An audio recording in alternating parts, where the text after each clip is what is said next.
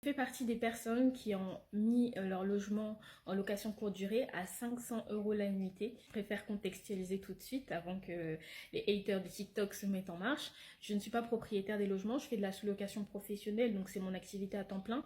Dans tous les cas, les logements sont commercialisés à l'année. C'était vraiment un sujet presque de fascination, en sachant que c'est un événement quand même assez rare dans une décennie. On a beaucoup spéculé autour de ça. Ça fait que quand j'ai mis mes prix, effectivement, j'ai aussi été un peu gourmande. Force est de constater qu'on est fermé et ça se loue pas. Étonnant, c'est que j'ai vu quand même des personnes qui ont quand même réussi à louer leur logement à 500 euros la nuitée pour la période des JO, mais de mon côté, ça n'a pas du tout pris. D'ailleurs, sur mon secteur et aux alentours, ça a chuté, mais d'une façon phénoménale.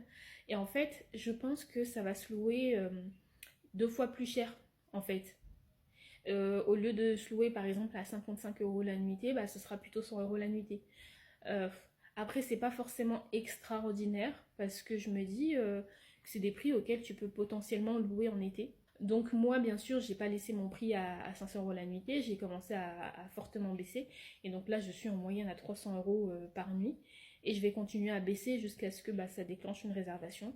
En fait, moi, ça me fait rire parce que quand je prospectais pour signer de nouveaux biens, à chaque fois, les propriétaires, quand je leur disais que je voulais louer leurs biens pour faire de la location professionnelle, ils disaient en gros que pour les JO, j'allais vraiment bien en profiter. Hein.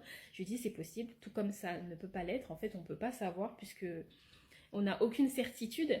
Et dites-vous quand même qu'il y a des propriétaires qui mettaient en location un studio à 800 euros qui me disaient ok, pour la période des JO, c'est-à-dire juillet, août et septembre, je vous propose de vous louer le bien. Il y a une dame comme ça qui m'avait proposé de me louer le bien à 3000 euros par mois. Je lui dis non mais ça va pas en fait. Et donc du coup elle me disait je suis ouverte à la discussion, à la négociation et donc du coup potentiellement 2000 euros par mois. Alors déjà pas faire n'importe quoi au niveau des montants du loyer pour commencer.